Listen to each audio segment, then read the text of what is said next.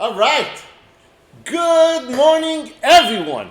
And thank you so much for joining us here today. Today's Shir should be Le'ilu Nishmas, our dear friend Menachem ben Yisrael Yaakov, as well as my dear aunt Rivka Bas Gavriel Tzvi, and the Refuah Shalema Bekarov Meshulam ben Sarah Rachel, and the Refuah Shalema Miriam Bas Sarah. Okay, today we are moving on to the fourth spiritual benefit that bitachon has. And so we say, yet another one of the benefits that trusting in Hashem provides regarding Torah matters, regarding a spiritual matter, is that when one is bitachon in Hashem, he will properly utilize his resources in Hashem's service regardless of his financial situation. And so he's going to talk a bit over here about people's financial status and about wealth a little bit. And it says like this, if he is a wealthy person, that whenever an expense is called for, he will promptly spend his money to meet his obligations towards Hashem and his obligations towards other people. And when he says over here, he says that, and let me finish that, it says, "Benefesh chafetz v'ruach nediva," eagerly and generously. And so what he means to talk about over here is that a person with wealth and bitachon, such a person, that when it comes to him the opportunity to do a mitzvah, or when it comes to him his obligations to pay for lumudei kodesh, for tzchalimit, for svarim, for tefillin, for sefer Torah, for any other kind of holy stuff, spiritual stuff, he would do so easily and eagerly, it says, and generously. And the same as well, he says, when he goes towards paying other people, that when if he has any debt, that as soon as he's able to repay those debts, that he pays those, and he doesn't withhold those payments from the people that he owes it to. And if this person with bitachon is not wealthy, he will be content, for he realizes that lacking excessive money is actually to be counted among the favors that Hashem has bestowed upon him. Because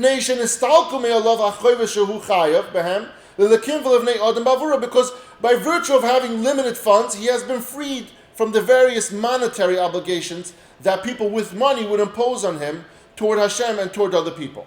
What does that mean?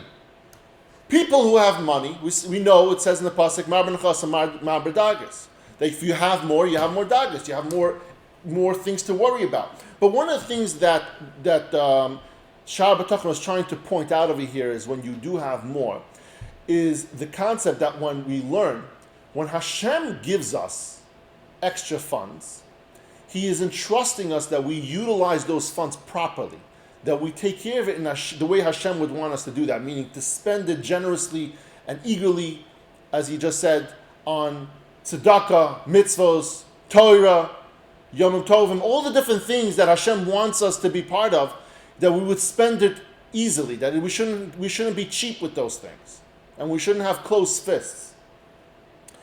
And so what he's saying over here is that when you have more money, you have more chances of where maybe I didn't give enough money, maybe I didn't give enough tzedakah, maybe I didn't spend enough money on those mitzvahs, on that esrig, on the Hiddur Yontiv, the Hiddur Shabbos.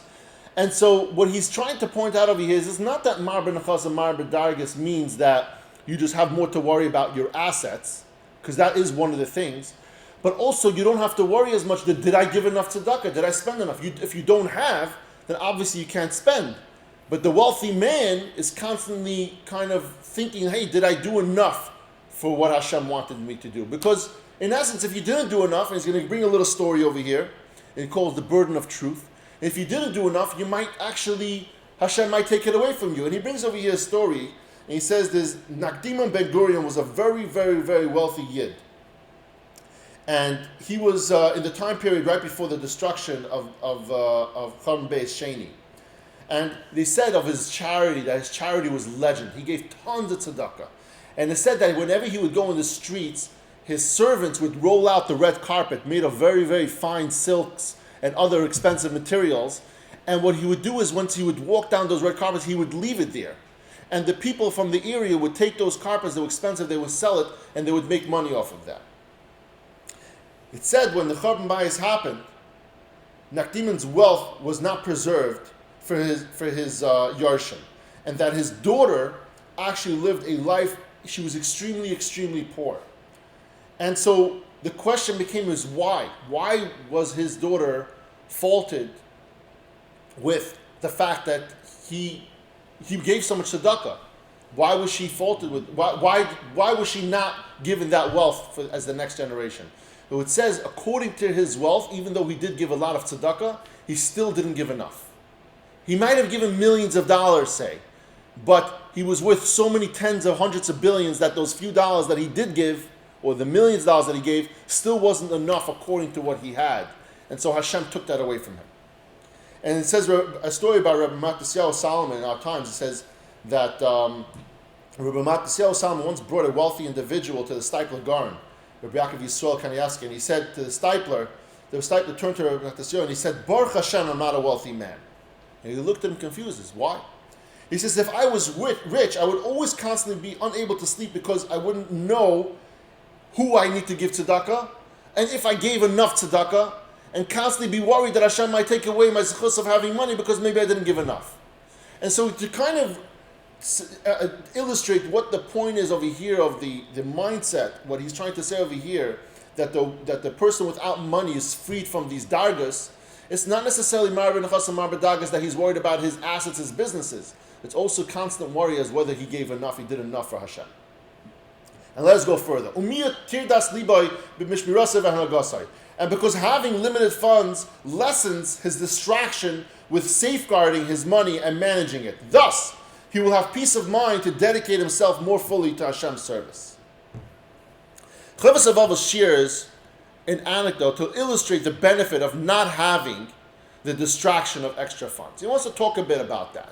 For those people who might seem or think or feel that they don't have enough, what they should have, what they need, and they still struggle with that point, he wants to talk about that for a minute. And he says like this,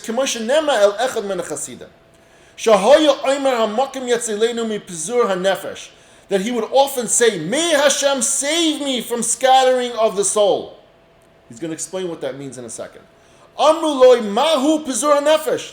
Those who once heard his prayer, what he davened to Hashem, said to him, what does this mean, the scattering of the soul? He replied that scattering of the soul means that I would have money invested in merchandise located in major ports of every river, every city, every country. I would have investments. That's what scattering of the soul is. And what would happen is I would always constantly be worried. If I was a super wealthy man and I had investments in every city, every major country, every major city around, what's going to happen is I'm constantly always thinking about, because every economy has different struggles. Every country has different things, different climates, different problems. And so I would constantly be worried about that. And so, this is what the Chachama meant by mar b'nechas and mar b'dagas, the one who increases his possessions increases his worry. And that's what the Chachamim say, that who is truly the rich man? That person who is happy with what he has, with whatever he has.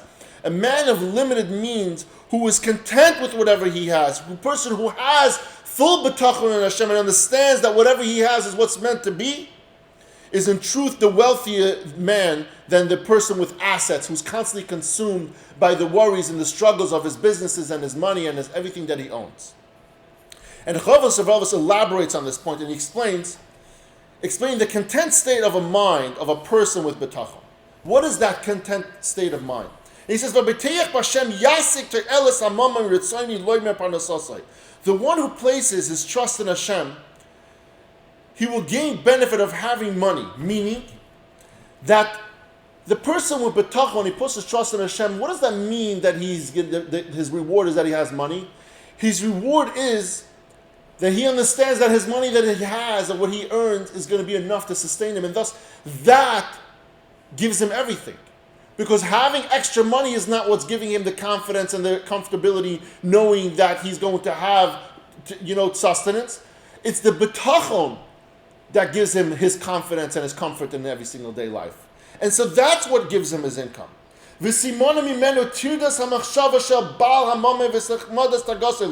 Yet he will be spared the wealthy person's preoccupation with thoughts about managing his money and his constant worry about preserving it. If the person with bitachon has little means, he's surely not preoccupied with thoughts about any investments. And even if this person does have a lot of money, he does have a lot of assets, he's not consumed with the worry about his properties. And so he's saying whether you have money or you don't have money, at the end of the day, you need to have bitachon. The person who doesn't have money, he has bitachon that Hashem is always going to sustain him. And the person who has a lot of money, and yet he also has bitachon, understands that his comfortability doesn't come from his assets. He's never worried anymore. He's not consumed with the ideas that he might lose a deal, or maybe somebody might steal something, or a fire might break out on one of his buildings, or his tenants might not pay rent. He doesn't worry about that because that's where his bitachon lies. His bitachon is what gives him the comfort in this world, and not the money that he has or doesn't have. K'moshe Amar HaChacham, Mesuka shenasa eved im ma'at ve'im harbe. Yoichel v'asav la'asher einenu maniach lo'elishan. Shlomo Melech, when we constantly talk about the Chacham, the smart one, we know Shlomo Melech was extremely, extremely smart. And he says, sweet is the sleep of the laborer, the person who's working for someone, whether he eats little or eats much. But the rich man's satiated, what he gets filled with, does not let him sleep because he's constantly wanting to fill more. And he talks a bit more that the simpler laborer who is satisfied with what he has, he sleeps well whether he earns a little or much because it's just easy. But the wealthy person spends his nights restlessly thinking about his investments. A poor person doesn't have anything to worry about at night. He just thinks about his food. He ate or he didn't eat, and he's fine, he goes to sleep. The rich person is up at night. He paces back and forth. I have these investments, a war broke out, this happened, that happened. There's so many things that happened, and I'm constantly worrying about it. And that's what he says, but the Shlomo HaMelech says. Is sweet is the sleep of the laborer, because that person gets to sleep at night without any worries. And he talks a bit over here, what is true wealth? And he brings a piece from the Brisker Rav, and I thought it was a very, very beautiful piece. The Brisker Rav, Rabbi Yitzchak Zev Soloveitchik, related that when he got married, he was given a very, very handsome dowry. And what he did with that money was he bought a piece of real estate in Warsaw. And he expected that the rent roll that he got from this property would sustain him and he'd be able to learn for the rest of his life. What wound up happening was World War I broke out at the time, and he lost everything. He was remained with nothing. And so, having been stripped of his entire source of income, the Rav focused with renewed energy on Shaar Habitachon. He actually turned to Shaar Habitachon and he started learning the Sefer. When he completed it, the Rav said, and he emerged with fresh understanding of the Chachamim statement, that a rich man is one who is happy with his share, meaning one who has bitachon. And he realized from that what is a rich man? The rich man is the person who is happy with sameach b'chalko, and that is only somebody who has bitachon. You can't be sameach b'chalko if you don't have bitachon. And the insight he gained is that bitachon is not a substitute for wealth. And this is the point I want to make clear to you guys. And there's a very, very interesting piece. He says, bitachon is not the substitute for wealth. Rather, bitachon itself is the actual wealth. As he is reported to have put it, I thought I was wealthy because of my real estate, but now I see that I'm wealthy because of my Shaar Habitachon. He explained why bitachon is the truest form of wealth. And here's the kicker. People tend to think that it's best to have a fortune in assets. Right? If not, I could always rely on Hashem. So what are you saying over here? You're saying that if you don't have money, then you rely on Hashem. If you do have money, I'm good. I don't need bitachon. Bitachon is not made for me because I have the money. He says for the person's attitude, bitachon in that sense is merely a substitute for wealth. It's not wealth alone.